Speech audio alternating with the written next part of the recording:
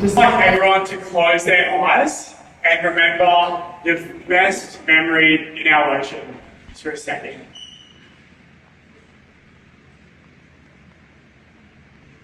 Okay, you can open your eyes. What would you do if you never had the chance to experience that again? My name's Kal Glanznig and I am on a mission to protect our ocean. It makes up 71% of the planet's surface. It regulates the climate, and because of this, I think it should be called, instead of planet Earth, planet ocean. And I remember hearing stories from my parents about what this same ocean was like when they were my age. And I can tell you, in just a couple generations, it has changed a lot. The ocean is the hottest it's ever been in recorded human history, the most acidic, the most plastic pollution, and less marine life. For me, I think about the future and what the experience in the ocean will be like for my kids and grandkids. And will they be able to experience the wonders of our marine life, the wonders of our reefs? Will they be able to surf at the same surf breaks? And I think about what questions they will ask me. And I think the biggest question they'll ask is, what did you do when you had the chance to save the planet? We live in an unprecedented time. Every human alive today has the power to change the course of history. The past is done, but the future is unwritten. And as young people, we hold the pen that can rewrite it for the better. Our generation, Gen Z, has the greatest stakes. We have the most to gain if we can write it for the better, but we also have the most to lose. Since high school, I've been on a journey trying to create a better future, which has seen me travel to all corners of our globe, seen me speak at the highest levels, including the United Nations climate conferences, recently became elected a local councillor here in the Southern Shire. But through this, I've discovered the superpower that our generation has to turn the tide on some of these enormous problems today. And as young people, we can see that the weight of the world is on our shoulders. And I always get told, oh, Kal, the future is in such safe hands, it's so great. But I don't want to wait for the future to inherit it and then start trying to make the change. I want to try to help co-create, co-design it now. Because every day, our decisions write the future. And there was a study that said that 2 in 3 young Australians' mental health is suffering because of fears of the future of our environment, climate anxiety.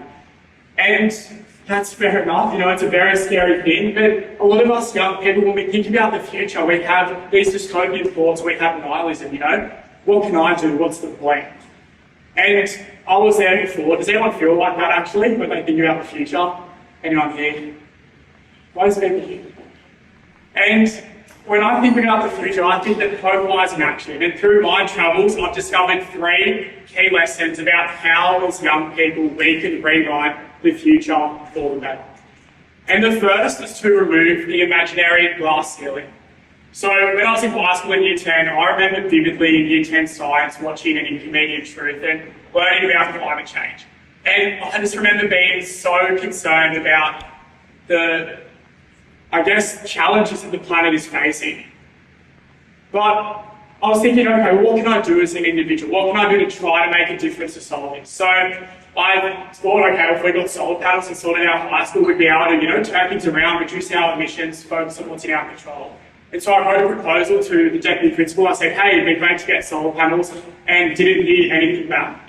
And I easily could have given up and said, okay, well, I've tried my hardest, but over that next year and a half, I tried so many different ways to try to get solar. And finally, in Year 12, I ended up just emailing the Department of Education directly and said, hey, really keen to get solar panels, and we were emailing back and forth. And first day back in Year 12, the principal drags me into his office and says, hey, Kal, I know you've been emailing the Department of Education, you shouldn't have done that. And I thought, okay, well, great. It's not the first time I was in his office and slap on the wrist. But what he said is that, Kal, if you're really passionate, if you're keen to do this, you've got a green light, go and fundraise this yourself. And so with that moment, the state government were going to match whatever we raised as a school. So a fundraiser at $50,000, and the state government matched it with $50,000, and I became the first student in the country to get solar panels installed. And so, there we go, we'll be able to have a look at some nice photos. So it was picked up by the ABC. It was picked up by a lot of media publications. There were a lot of people reaching out saying, hey, how do we get solar in our own school? So I created a template that's now seen solar installed at over 20 high schools across New South Wales. And as young people, we often put this imaginary glass ceiling on ourselves and say we're not enough. We're not old enough, knowledgeable enough, rich enough. We wait until some, imaginary time in the future when we'll finally be ready. But that is the greatest lie we tell ourselves. Our superpower is that we haven't been on this planet for that long. When we're thinking about all these challenges the world faces, it can become really easy to miss the obvious solutions that are right there in front of us. And that's where we can come in, with our new ideas, our new energy, our new ways of thinking, our new perspectives.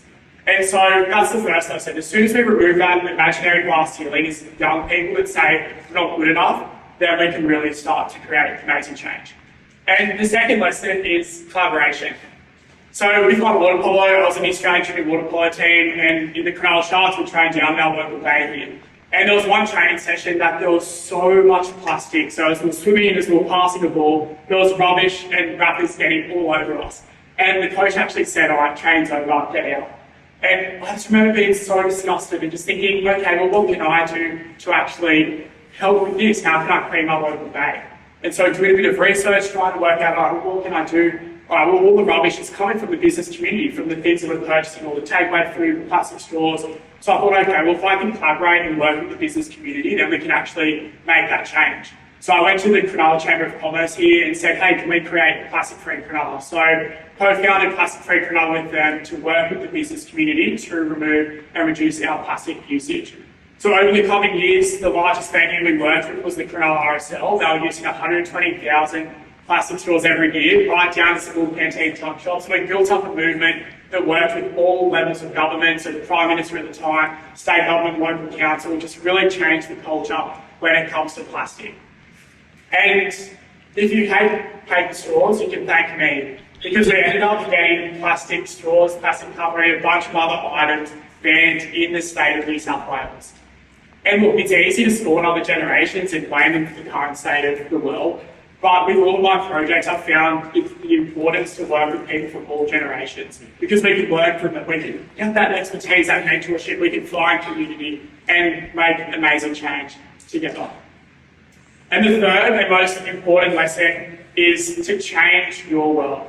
So through this win, getting plastic banned in New South Wales, I was invited to be part of the World Ocean Day Youth Advisory Council, and then invited to go speak at the United Nations at the end of 2022 in Egypt. And that experience was absolutely phenomenal. It changed my world and the way that I think about a lot of things, because you're meeting young people from all corners of the world. And I think when we think about trying to create change, we think about, okay, well, how do we try to change the world? And no one can change the world. But instead of thinking about that, let's just shift the goalposts and try to change our world. Our school, our sporting club, our workplace, all these different things in our control, and watch the ripples spread. So what I'm working on right now is trying to find ways for young people to rise up, to try to take action and create those ripples. And so I made a documentary thinking about my journey, all the things that I thought about watching a documentary when I was in class, and that real fear watching an documentary. I wanted to tell a story more about hope and solutions. So created a documentary called Rising Up. I travelled to Tuvalu, to Samoa, to Indonesia, all across Australia to try to find some stories of hope. And it's been touring the country this year. It's been really epic seeing the amount of hope spread through screenings it in cinemas, festivals. Even last month I played in Federal Parliament for our local, for all the politicians down there. And the other thing I've been working on, looking at that climate anxiety, is with my good friend Chapman and the team at Surface for Climate, creating an initiative called Blue Lines to really try to tackle that climate anxiety and try to give people practical skills on how to create change and think about the future. Globally, our generation, Gen Z, makes up 27% of the population. In the 2028 federal election, we'll be a quarter of the vote. We're already a quarter of the workforce right now. We're not just the leaders of tomorrow, we're a force for change right now. And yes, we might only be 27% of the population, but we are 100% of the future. The future belongs to us, the generation with the most to gain, but also the most to lose. So take action, pick up your pen, and together we'll ensure that the future is not written for us, it will be written by us. Thanks and enjoy this.